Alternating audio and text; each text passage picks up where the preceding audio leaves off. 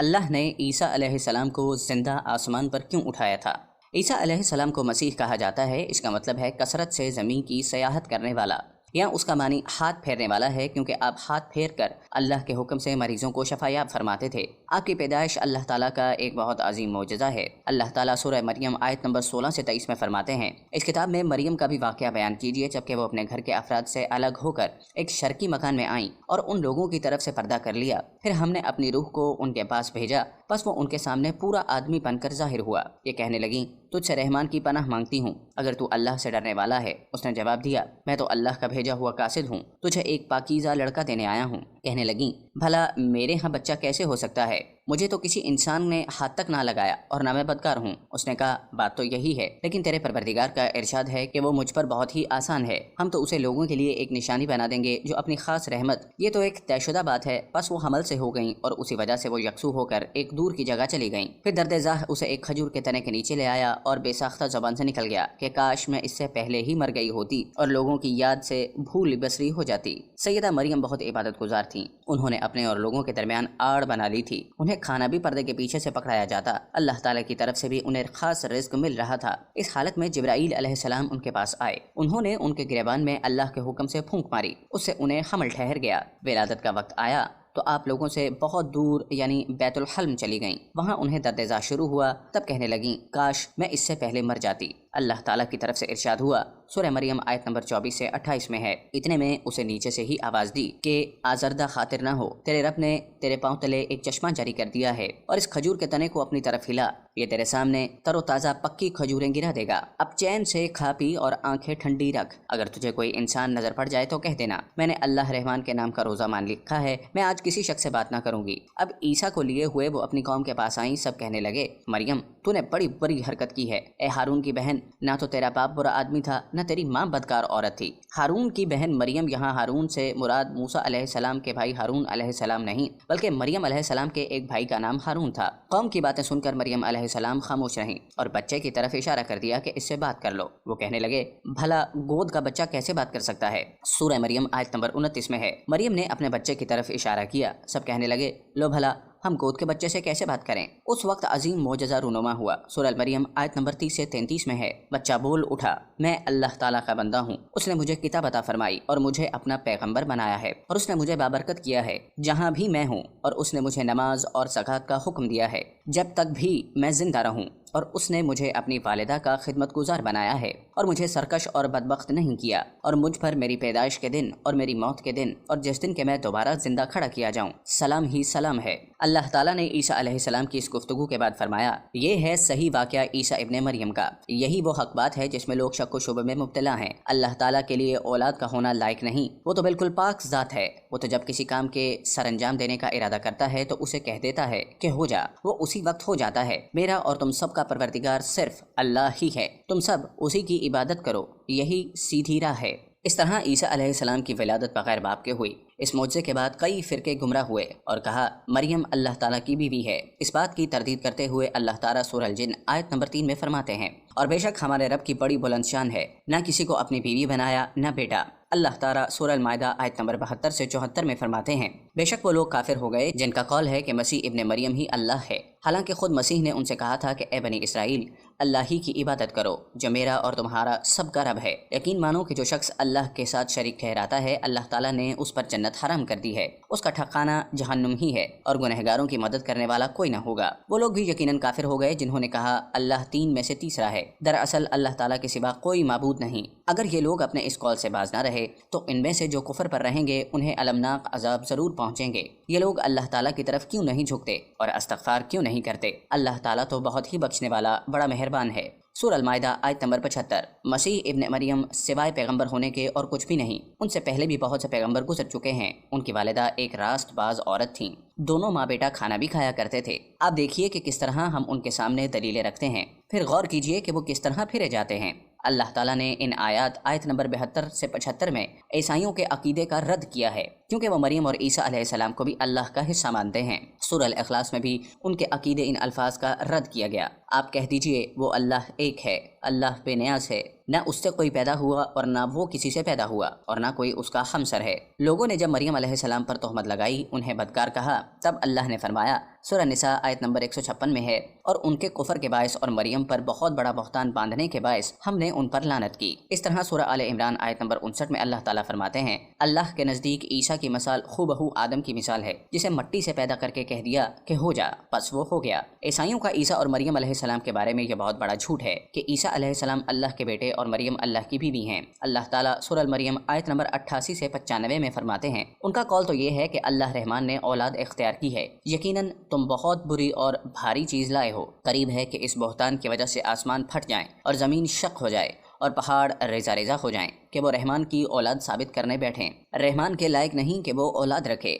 आसमानों और ज़मीन में जो कुछ भी है ये सब अल्लाह के ग़ुलाम बनकर ही आने वाले हैं। इन सब को उसने घेर रखा है, वो सबको पूरी तरह गिन भी रखा है। ये सारे के सारे क़यामत के दिन अकेले उसके पास हाजिर होने वाले हैं। अल्लाह ताला सूरह अल-इनाम आयत नंबर 101 में फरमाते हैं, वो आसमानों और ज़मीन का मौजूद है, अल्लाह ताला के यहाँ औलाद कहाँ हो सकती है, हालांकि इसकी कोई बीवी तो है ही नहीं, और अल्लाह ताला ने हर चीज़ को पैदा किया और वो हर चीज़ को खूब जानता है। इसी तरह अल्लाह ताला सूरह ज़ख़रफ़ आयत नंबर 81 में फरमाते हैं, आप कह दीजिए अगर बिलफर्ज रहमान की औलाद होती तो मैं सबसे पहले इबादत करने वाला होता। मतलब ये कि तुम बगैर किसी दलील के ऐसी बात कहे जा रहे हो। ईसा अलैहिस्सलाम परवरिश पाते रहे, आपकी परवरिश बैतुल्लहम में हुई, आपने बचपन में ही काफ़ी इल्म हासिल कर लिया, क्योंकि आपको और आपकी वालिदा को अल्लाह ताला ने जहान वालों के लिए अपनी कुदरत निशानी ठहराया था। अल्लाह ताला सूरह मोमिनीन आयत नंबर 50 में फरमाते हैं, और हमने इब्ने मरियम और उनकी वालिदा को एक निशानी बनाया और इन दोनों को बुलंद व साफ करार वाली जगह और जाली पाने वाली जगह में पनाह दी। उलमा कहते हैं कि मरियम अलैहिस्सलाम बैतुल हिल्म से बैतुल मुकद्दस की तरफ रवाना हो गईं। बैतुल मुकद्दस के पास एक ऊंची जगह थी, उसमें पानी का चश्मा था और फल भी थे। ईसा अलैहिस्सलाम बड़े हो गए, उनमें इल्म हिकमत और इस्लाह की अलामात वाज़ेह हो रही थीं, लेकिन अभी तक आपकी नबूवत नहीं थी। यहाँ तक कि आपकी उम्र 30 साल हो गई, तब अल्लाह ताला ने आपको इंजील अता फरमाई। इसके बाद आपने अल्लाह के रसूल की हैसियत से दीन की दावत शुरू की। अल्लाह ताला सूरह माइदा आयत नंबर 46 में फरमाते हैं, और हमने उनके पीछे ईसा इब्ने मरियम को भेजा जो अपने से पहले की किताब तौरात की तस्दीक करने वाले थे, और हमने उन्हें इंजील अता फरमाई जिसमें नूर और हिदायत थी, और वो अपने से पहले किताबों की तस्दीक करती थी और परहेजगार लोगों के लिए सरासर हिदायत और नसीहत थी। अक्सर मुफस्सरीन का इस पर इत्तेफाक है कि ईसा अलैहिस्सलाम को 30 साल की उम्र में इंजील अता की गई। साथ ही अल्लाह ताला ने उन्हें अजीम मौजज़ात अता फरमाए। सूरह आले इमरान आयत नंबर 48 और 49 में अल्लाह ताला फरमाते हैं, और अल्लाह उसे लिखना और हिकमत और तौरात और इंजील सिखलाएगा, और वह बनी इसराइल की तरफ रसूल होगा कि मैं तुम्हारे पास तुम्हारे रब की निशानी लाया हूँ। मैं तुम्हारे लिए परिंदों की शक्ल की तरह मट्टी का परिंदा बनाता हूँ, फिर उसमें फूंक मारता हूँ तो वो अल्लाह ताला के हुक्म से परिंदा बन जाता है, और अल्लाह के हुक्म से मैं मादरजात अंधे को और कोड़ी को अच्छा कर देता हूँ और मुर्दे को जिला देता हूँ, और जो कुछ तुम खाओ और जो अपने घरों में ज़ख़ीरा करो मैं तुम्हें बता देता हूँ। इसमें तुम्हारे लिए बहुत बड़ी निशानी है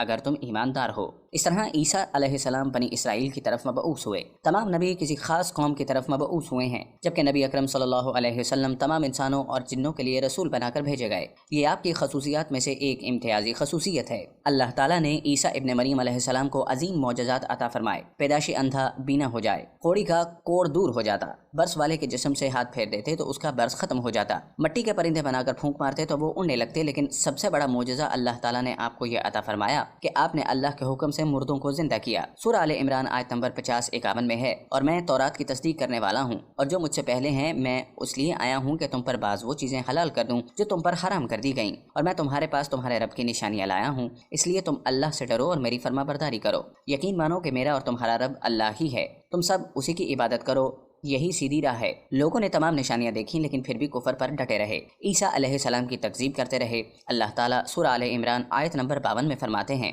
मगर जब ईसा ने उनका कुफर महसूस कर लिया तो कहने लगे, अल्लाह की राह में मेरी मदद करने वाला कौन है? हवारियों ने जवाब दिया, हम अल्लाह की राह के मददगार हैं, हम अल्लाह पर ईमान लाए और आप गवाह रहिए कि हम ताबेदार हैं। सूरह सफ़ आयत नंबर 14 में अल्लाह ताला ईसा अलैहिस्सलाम की ज़बानी फरमाते हैं, उन्होंने ईमानदारों को मुखातिब करके कहा, ए ईमान वालो, तुम अल्लाह के मददगार बन जाओ, जिस तरह मरियम के बेटे ईसा ने हवारियों से फरमाया कि कौन है जो अल्लाह की राह में मेरा मददगार बने।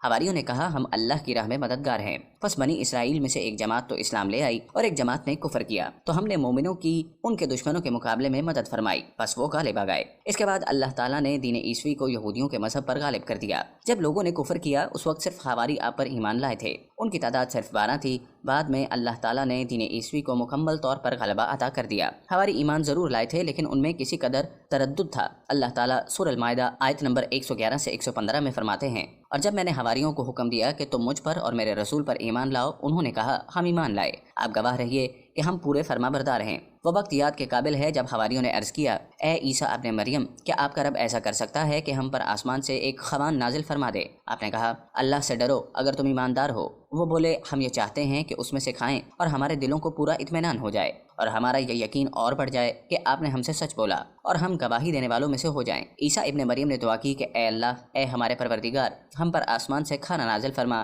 कि वो हमारे लिए यानी हम में जो अव्वल हैं और जो माबाद हैं सब के लिए ये खुशी की बात हो जाए और तेरी तरफ से एक निशान हो जाए, और तू हमको रिज़्क़ अता फरमा और तू सब अता करने वालों से अच्छा है। हक़ ताला ने इरशाद फरमाया, मैं वो खाना तुम लोगों पर नाजिल करने वाला हूँ, फिर जो शख्स तुम में से इसके बाद कुफर करेगा तो मैं उसको ऐसी सज़ा दूंगा कि वो सज़ा दुनिया जहाँ वालों में से किसी को न दूंगा। ये अल्लाह ताला की सुन्नत है कि जब मुँह मांगा मोजज़ा आ जाए उसके बाद भी लोग कुफर करें तो वो तमाम लोग हलाक कर दिए जाते हैं। आखिरकार वो खाना उतरने लगा, उन्होंने इस खाने को खाया और ईमान पर कायम रहे। अलबत्ता उनमें से एक ने खयानत की। इन मुसलसल मोजज़ात का लोगों में चर्चा होने लगा। यहूदी आलमों और बादशाहों को इस बात की फिक्र सता रही थी कि लोग उनकी पैरवी छोड़कर ईसा इब्ने मरियम के पैरोकार बन रहे हैं। गोया उनकी हुकूमत डगमगा रही थी, दुनियावी बादशाहत भी हाथ से निकल रही थी और दीनी अमूर की क़यादत से भी हाथ धोने पड़ रहे थे। ये सूरत हाल देखकर यहूदी आलम यहूदी बादशाह के पास गए, उसे ईसा अलैहिस्सलाम के बारे में खौफज़दा करने लगे। कहने लगे, वो खुद को यहूद का बादशाह ख्याल करता है और दावा कर रहा है कि जल्द तुमसे बादशाहत छीन लेगा। बादशाह को अपनी हुकूमत की पड़ गई। उसने हुक्म दिया, इसे सूली पर चढ़ा दो। उस वक्त सजा का यही तरीका था, आदमी को कत्ल नहीं करते थे, सूली पर चढ़ा दिया करते थे, हाथों पैरों में कील ठोक दिए जाते थे, उसी हालत में लटका हुआ वो खत्म हो जाता था। इस तरह यहूदियों ने ईसा अलैहिस्सलाम के कत्ल का प्रोग्राम बनाया। ये आपके रसूल बनने के 3 साल बाद की बात है। इंजील मता के मुताबिक यहूदियों ने जिस शख्स को ईसा अलैहिस्सलाम के खिलाफ उपारा था वो रोम का गवर्नर था। उसका नाम ओतस बलातस था। उसने अपने सिपाहियों के साथ मिलकर ईसा अलैहिस्सलाम को गिरफ्तार करने की साजिश तैयार की और ईसा अलैहिस्सलाम के एक शागिर्द यहूदा असगर यूता को 30 दिनार पर जासूसी के लिए तैयार कर लिया। उन दिनों ईसा अलैहिस्सलाम मजहबी त्यौहार फिस मनाने के लिए बैतुल मुक़द्दस आए हुए थे। यहाँ ईसा अलैहिस्सलाम ने खाना खाया और अपने 11 शागिर्दों समेत शहर से बाहर करिश्मनी नामी एक जगह पर रात गुजारने के लिए तशरीफ ले गए। फिर अपने शागिर्दों से अलग होकर अल्लाह से यूं दुआ की, ए मेरे अल्लाह, अगर हो सके तो मुझसे ये प्याला यानी मौत टल जाए। उसके जवाब में तसल्ली नाजिल हुई। उलमा का इस पर इत्तेफाक है कि जब यहूदी ईसा अलैहिस्सलाम के शागिर्द यहूदा असगर यूदा के रहनुमाई पर वहाँ पहुंचे जहाँ ईसा अलैहिस्सलाम थे, तो उन लोगों ने ईसा अलैहिस्सलाम और उन हवारियों का मुहासरा कर लिया।